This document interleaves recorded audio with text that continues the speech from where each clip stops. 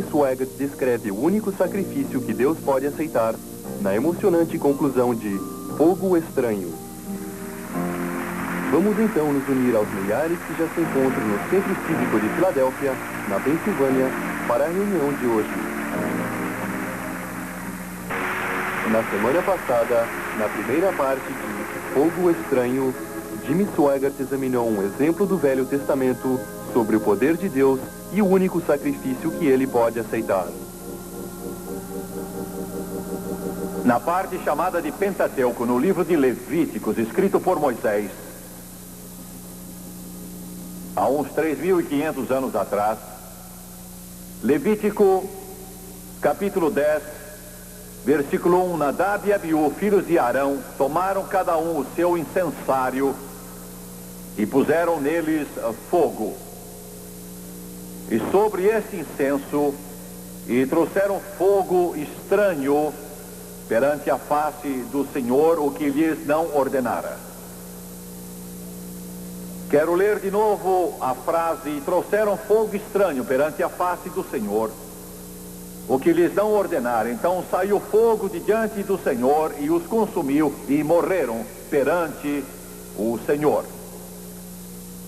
E falou Moisés a Arão, isso é o que o Senhor disse: mostrarei a minha santidade naqueles que se chegarem a mim, e serei glorificado diante de todo o povo. Porém Arão se calou. Quero usar como tema hoje, do versículo 1, duas palavras: fogo estranho. E agora, a emocionante conclusão de Fogo Estranho. O único poder que Deus reconhece é o poder do Espírito Santo, enquanto que o único poder que é reconhecido hoje pela maioria dos crentes, é triste dizer, é o poder do homem. Deus faz a sua obra pela operação do Espírito, enquanto que líderes cristãos tentam realizar a deles pelo poder do intelecto e do treinamento. Uma personalidade brilhante tomou o lugar da inspiração divina. Mas só aquilo que é feito através do poder do Espírito Eterno é que vai permanecer.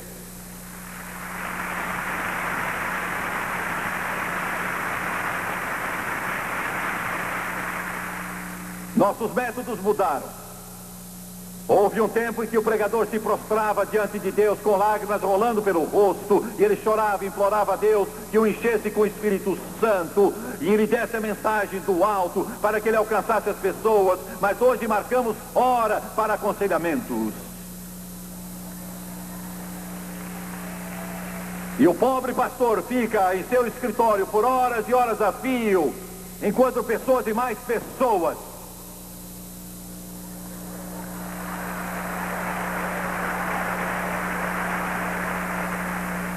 derramam sobre ele todo o lixo de sua mente. E isso tem causado a queda de pastores mais do que qualquer outra coisa. Estão ouvindo?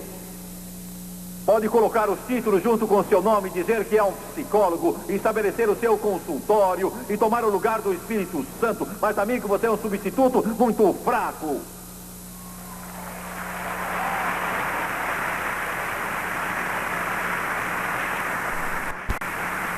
Está dizendo que as pessoas não precisam de aconselhamento? Nós nos acostumamos tanto com isso, estamos tão condicionados, que é o primeiro sinal de problema. Vamos em busca do pastor na igreja e ficamos falando sobre o problema por horas.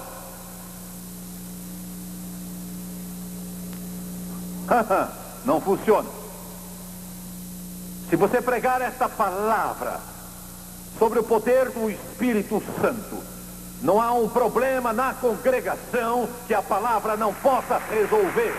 Prega com poder, prega com unção, prega com unção santa, prega até que atinja os corações dos homens e mulheres que estão ouvindo. Pregue até que os diabos tremam, o inferno trema e o pecado se vá e o escravo seja liberto, porque essa palavra ainda liberta o cativo.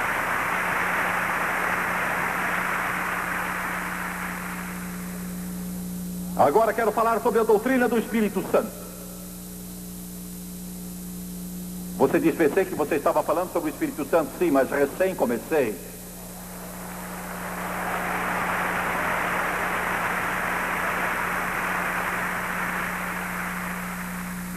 A santificação vem pelo Espírito Santo. Santidade, santidade. Eu não quero nada disso. Se obtiver santidade,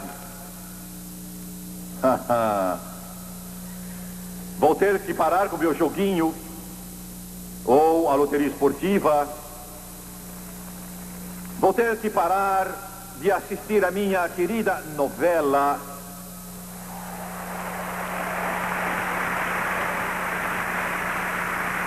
Agora não vou poder mais ir ao cinema ver o Rambo. Tem uma surpresa para você, igreja. Você não obtém santidade. É dada de graça através do sangue de Jesus derramado na cruz do Calvário. Éramos sujos, depravados e perdidos, mas Ele nos salvou com seu precioso sangue e nos santificou para estarmos na presença de Deus.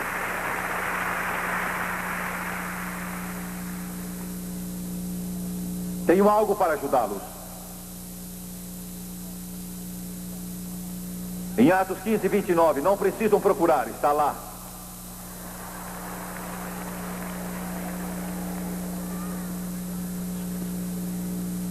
O capítulo 15 de Atos registra o primeiro concílio de Jerusalém.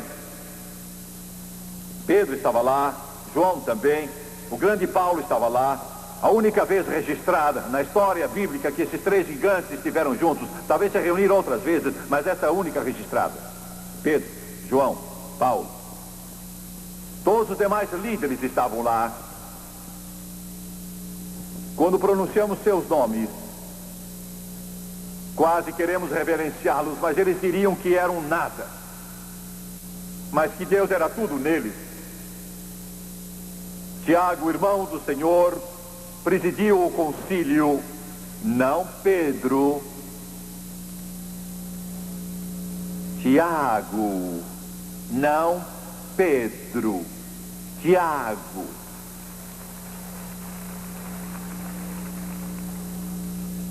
Você não sabe do que eu estou falando, mas logo saberá. E depois que oraram e discutiram, Tiago disse, pareceu bem ao Espírito Santo e a nós.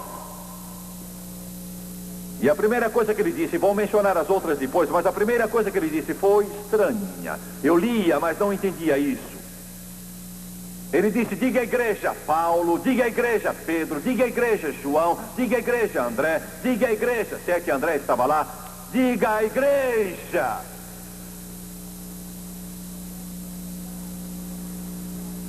Que não devem comer carne oferecida a ídolos. Mas o que é isso? O que é que isso tem a ver conosco hoje, nessa época esclarecida, culta, refinada? Não tem nada. Sim, tem. Eu vou lhe mostrar. O Espírito Santo explicou perfeitamente. Não tenho tempo para entrar em detalhes, mas quero dizer isso. Ele disse, não como carne oferecida a ídolos, não como nada estrangulado, não como sangue, não cometam fornicação. Na verdade, o Espírito Santo falou sobre a responsabilidade do homem para com o mundo, sua responsabilidade para com seus semelhantes, sua responsabilidade para com Deus e sua responsabilidade para consigo mesmo. Mas o que eu quero trazer à sua atenção é que eles tinham um número enorme de deuses do mundo romano, emprestados da cultura grega. Eram tão maus, sujos, imorais, pervertidos e podres que desafia a descrição. Na cidade de Corinto, dizem que havia milhares de prostitutas, as mulheres mais lindas da terra, e meninos também. E não estou dizendo que se ofereciam nas ruas, eles serviam seus deuses nos templos. E havia templos em cada esquina de Corinto. Eram tão perversos que, quando uma pessoa se tornava suja, perversa e imoral, ela se tornava um Corinto. Eles cometiam tudo que é ato imoral, e gente de todo o império ia lá para adorar o seu Deus Júpiter, seu Deus Saturno, seu Deus Marte, e milhares de outros, e se envolviam em práticas imorais. Quando ofereciam seus sacrifícios, os touros e cordeiros, eles marcavam a carne com as palavras: oferecido ao Deus Júpiter, oferecido ao Deus Marte, oferecido ao Deus Saturno, e assim por diante. E então a vendiam no mercado, e quando o povo via os pedaços de carne pendurados com aquela marca, era muito especial, porque era uma oferta feita ao Deus Júpiter, ou quem quer que fosse. E eles achavam que quando comiam aquela carne, através daquilo, eles estavam entrando em comunhão com aquele Deus. Na verdade, espíritos demoníacos estavam por trás dessa perversão. Ouçam agora. Você diz: eu não entendo. Eu estou falando sobre a doutrina do Espírito Santo. Quero dizer uma coisa. Por séculos a igreja se colocou contra toda forma de entretenimento mundano, reconhecendo que tudo isso era apenas um desperdício de tempo, um refúgio da perturbadora voz da consciência, um ardil para desviar a atenção da responsabilidade moral. Mas agora a igreja parece ter decidido que, como não conseguiu conquistar o grande Deus da diversão, então por que não unir suas forças com ele e assim então tirar proveito do seu poder? Ouçam. Quando vocês crentes compram um disco de rock e o colocam no toca-discos, vocês estão entrando em comunhão com os espíritos das trevas que estão por trás daquilo.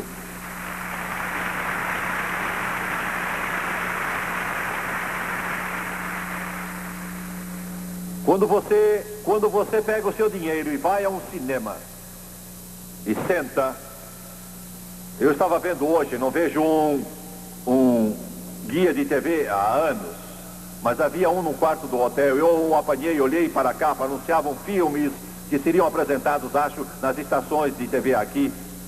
E todos os filmes feitos recentemente, desde 1980 em diante, todos, eles apresentavam, cada um deles, nudismo, linguagem suja, violência. Quando você compra uma entrada e entra e senta ali, você está entrando em comunhão com os espíritos demoníacos que estão promovendo essa sujeira que faz mais para destruir a fibra moral de todas as nações do mundo do que qualquer outra coisa. Estão entendendo? Ouviram bem? Quando você senta e toma um copo de vinho, ou então uma cerveja, e você diz: é bom para a minha saúde,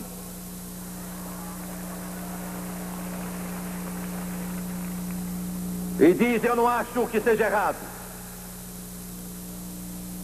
Quando você faz isso, você está entrando em comunhão com todos os poderes do inferno que têm promovido os vícios mais destruidores e terríveis que esse mundo já conheceu e o inferno já planejou. Você está literalmente abraçando os demônios do inferno. Ainda não acabei. Quando você entra em uma locadora de filmes, num videoclube, e você paga para levar vídeos para casa dizendo: quero tirar um bom proveito do meu vídeo cassete, e acontece que nesse dia você só tem filmes impróprios dali, e você diz: oh, o que eu faço entre as quatro paredes da minha própria casa não é da conta de ninguém. Lembre-se disso. Deus habita em você. Deus habita em você. Você não está fora do seu alcance. Ele está com você 24 horas por dia. E o seu corpo é o templo do Espírito Santo. E sua mente é o receptáculo das boas coisas de Deus.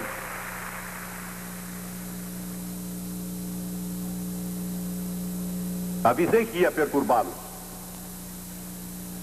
E vou perturbar ainda mais.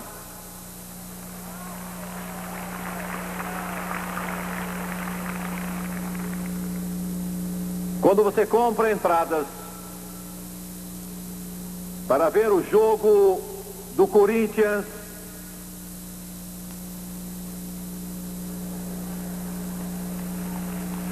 e Santos,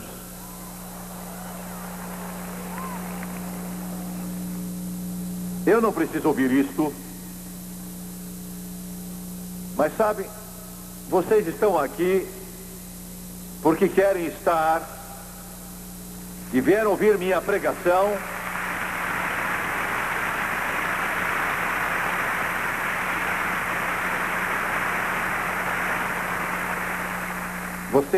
Você, Jimmy Swaggart, você está se intrometendo demais. Bem, eu quero dizer uma coisa. Quero falar sobre comprar carne no mercado. Estou falando sobre comprar carne no mercado. Não estou falando sobre jogos ou filmes. Falo sobre comprar carne no mercado.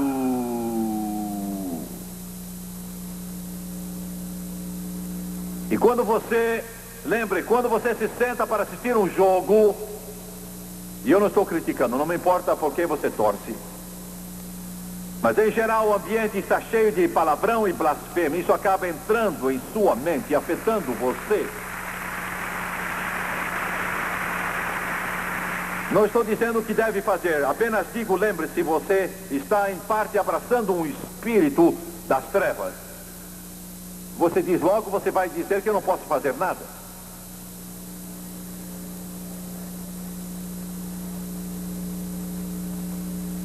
Não, eu estou dizendo que você pode fazer tudo.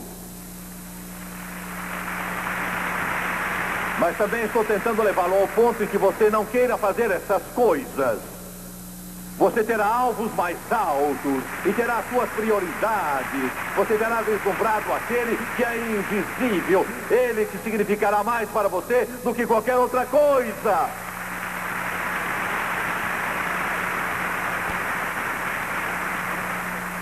Em nossas igrejas hoje em dia estamos gradualmente sucumbindo a uma filosofia antissobrenatural. O que quer dizer com isso? O que quer dizer filosofia antissobrenatural? É que estamos substituindo o que é sobrenatural por diversão e métodos. Substituímos por nosso fogo estranho diante de Deus. Uma igreja cristã sem o poder do Espírito Santo, sem a operação dos dons do Espírito, é uma imitação. Deus não levantou os movimentos cristãos para serem como os outros demais. Ele nos levantou para que o poder do Espírito Santo possa fluir desimpedido e livremente através de nós. Para que os doentes sejam curados, e milagres sejam realizados, e vidas transformadas, e a escravidão seja quebrada.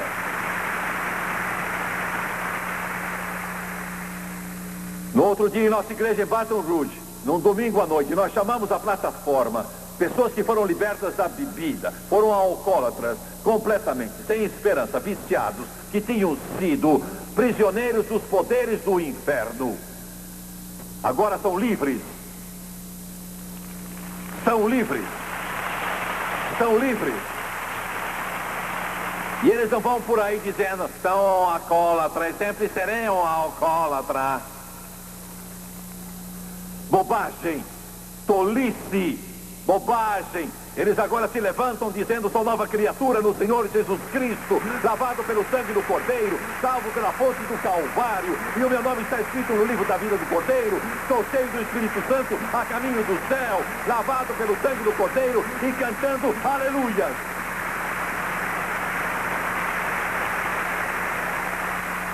Liguei a televisão outro dia, vou começar a assistir Hollywood para variar.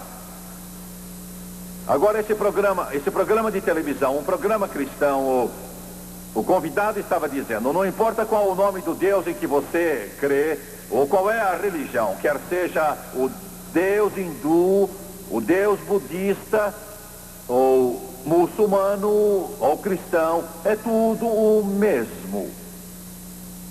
Isso tudo é uma grande mentira.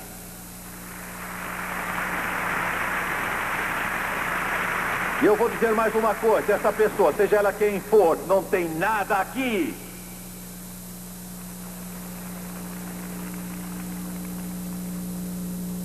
Há somente um Deus. Um Deus. Um Deus. O único Deus e Pai de todos nós. Os salvos pelo sangue do Cordeiro. E então o pregador e apresentador do programa mostrou o livro que aquele cara tinha escrito e disse: você precisa procurar esse livro em sua livraria, já está impresso e ele é muito bom.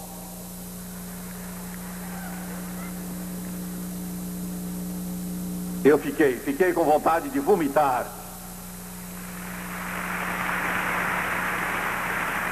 Deus somente reconhece o poder do Espírito Santo.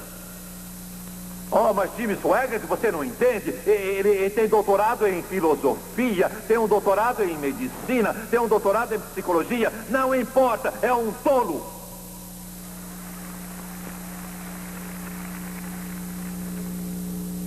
A doutrina das Escrituras, a doutrina do Espírito e agora a doutrina de Cristo. Nós não podemos esquecer. Ele é Deus. Ele é Deus.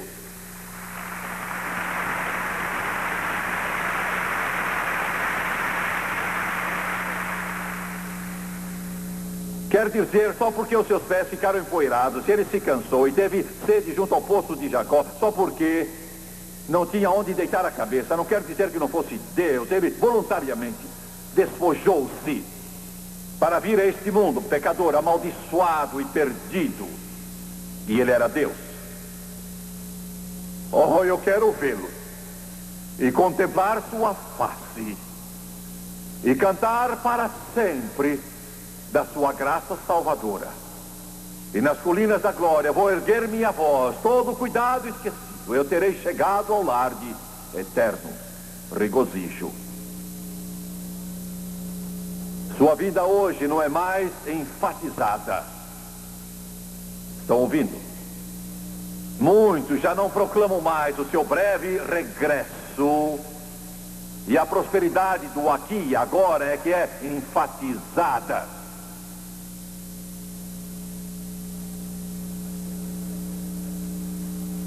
A liderança da igreja está criando políticos da igreja em vez de profetas.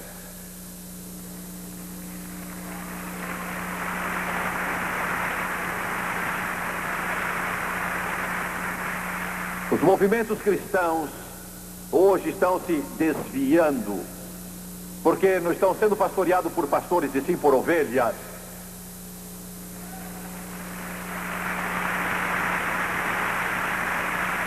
Um profeta diz: eu ouço de Deus.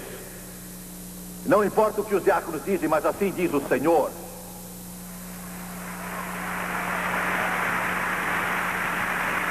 O profeta diz: você não gosta do que eu prego, sinto muito, mas estou pregando o que Deus me deu. O político de igreja diz: como eu posso satisfazer a todos e não magoar ninguém? Ele tinha 25 anos, estava no vigor da vida, mas era um bêbado. Se mencionasse o nome, a maioria das pessoas no mundo cristão saberiam quem ele era. Está com Jesus agora. Mas ele nada sabia de Deus. Há uns 40 anos, 45 anos atrás, era um bêbado. Vivia nos bares. Os médicos finalmente disseram: se você se embebedar mais uma vez, morre. Não podemos fazer mais nada, disseram a sua mãe. Não podemos fazer nada. Seu estômago está arruinado. A dor era insuportável, ele andava encurvado, ele cuspia sangue quase que o dia inteiro. Estava morrendo. Seus olhos já tinham o brilho da morte. Era um bêbado. E o caso era sério.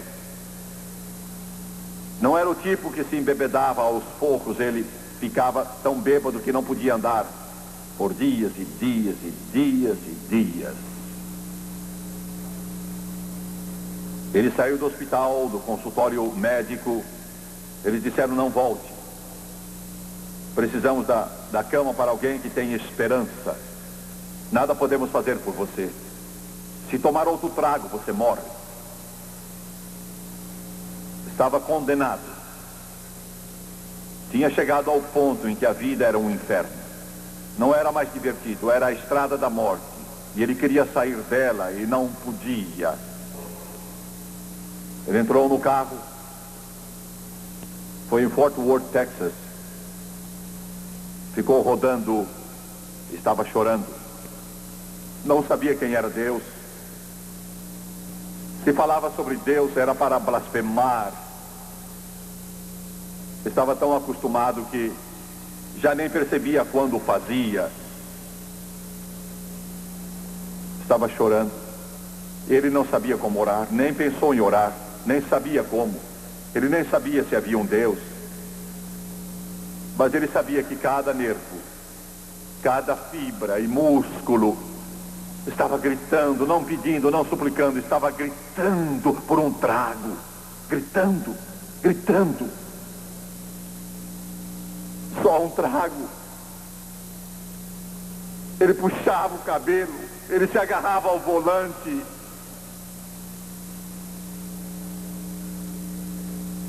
Nem sabia para onde estava indo, apenas guiando o carro pelas ruas. E ele passou pelos mares, onde tinha parado tantas vezes. Podia sentir o gosto da bebida na língua. Ele podia até sentir o gosto do uísque puro. E diminuía a marcha. E então ele dizia, ele gritava para si mesmo: vai morrer! Era uma grande luta. Ele viu um grande prédio. Nunca o tinha visto antes em Fort Worth. Centenas de carros estacionados. Pensou que fosse um clube, talvez um baile. Ele pensou: eu vou entrar nesse baile. Mas não era um clube, não era um baile. Era a igreja de Jacob Fulbert, Fort Worth, Texas. Milhares de pessoas estavam ali naquela noite. Ele nunca tinha visto algo parecido em sua vida. Estavam cantando. A congregação cantava e a orquestra estava tocando. Deviam ter uns 30 pistões e talvez uns 20 violões. E deviam ter órgãos, pianos, bateria e tudo mais. Estavam cantando: eu estou no caminho, no brilhante caminho para a pátria gloriosa. O céu está perto e o caminho é glorioso. Estou a caminho do céu. Cantaram o coro 27 vezes.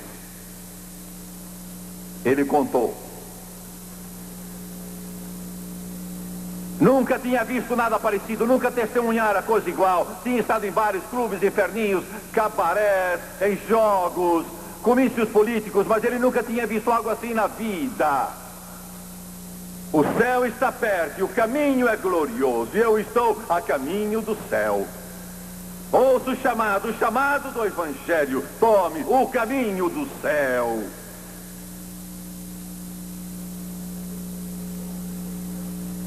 Em frente vou, regozijando em seu amor. Eu estou a caminho do céu. Ele ficou ali. Então ele começou a tremer.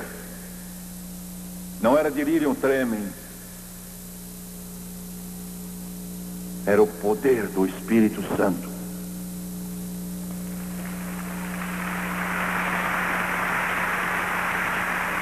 Estou tentando comunicar algo, igreja. Esta é a única coisa que pode quebrar os laços e as correntes do pecado.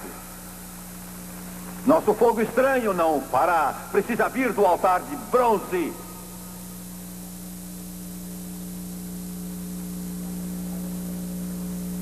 Então uma senhora foi até ele. Como soube que ele estava ali, como soube que precisava de ajuda, o Espírito Santo lhe disse.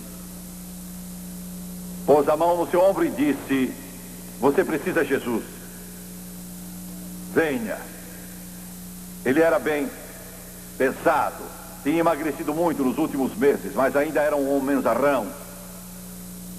Ergueu a mão para dizer: não preciso nada de você, mas algo tomou conta dele. Glória a Deus. Algo tomou conta dele. E ele se levantou e foi para frente. O diabo disse: você está louco, está bêbado. Mas ele pensou: nada tenho a perder. E caiu em frente do altar. Eles eram um grupo engraçado. Uns clamavam: Senhor, esvazia-o. Outros clamavam: Senhor, enche-o.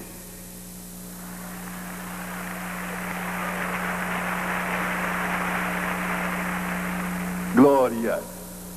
Mas em poucos minutos o poder caiu. Vocês entendem isso, pregadores? O poder veio.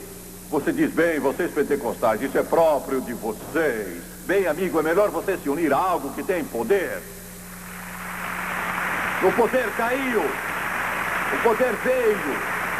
O poder veio. Precisamos desse poder. De que poder você está falando? Falo do poder do Espírito Santo. Falo sobre o poder que pode libertar você.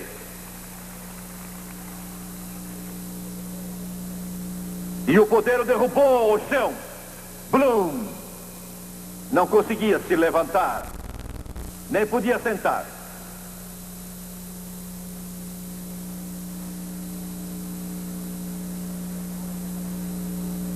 E às 10 horas daquela noite, Jesus o salvou.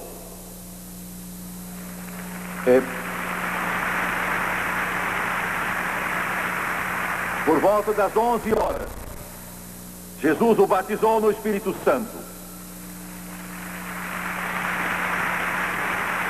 E simultaneamente o libertou da escravidão do álcool.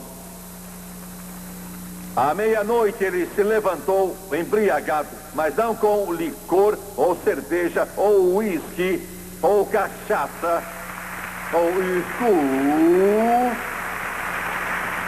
mas com o vinho novo. Louvado seja o nome de Jesus, com o vinho novo. Glória, glória. E você diz tudo isso num só culto. Estou falando sobre o poder do Espírito Santo. O poder do Espírito Santo. Nada de fogo estranho ali. Ele entrou no carro, foi para casa, estava cantando aquele mesmo corinho.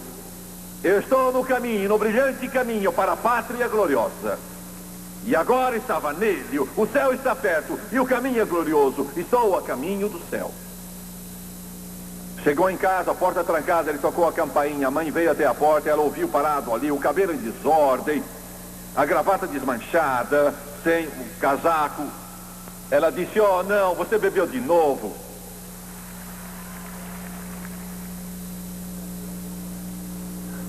Ele abriu a boca para dizer: não estou bêbado, e começou a falar em línguas.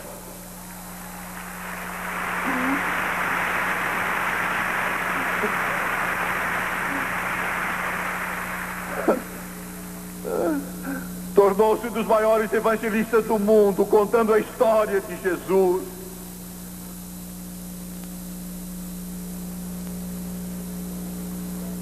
O que estou dizendo é que precisamos voltar, não para tendas ou velhos prédios ou igrejas. Precisamos voltar para o poder do Espírito Santo, da glória, que fez das nossas igrejas o que um dia elas foram.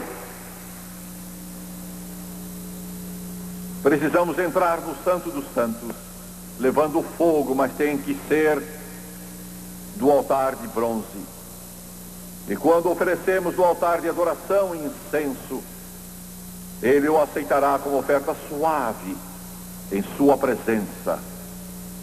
Não porque nós somos bons, ou santos, ou justos, mas porque Ele vê o sangue de seu Filho Jesus.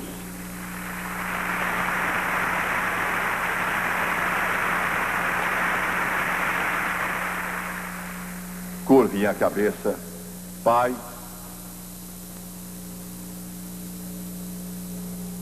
opera neste lugar hoje. Opera, ó Deus, como operaste nos dias do passado. Faze-o de novo. Peço que fales ao coração que está solitário, quebrantado ou magoado. Peço que fales ao pregador que está faminto e sedento pela água viva. Peço que fales a essa alma que tanto precisa de Jesus. É de Jesus que ela precisa. Peço-te, ó Deus, que nos deixes entrar no Santo dos Santos, sem medo, mas com fogo do altar de bronze, o sangue de Jesus. Opera com poderosa convicção neste auditório e na vida dos milhões, dos muitos milhões que estão assistindo pela televisão. As cabeças curvadas, os olhos fechados.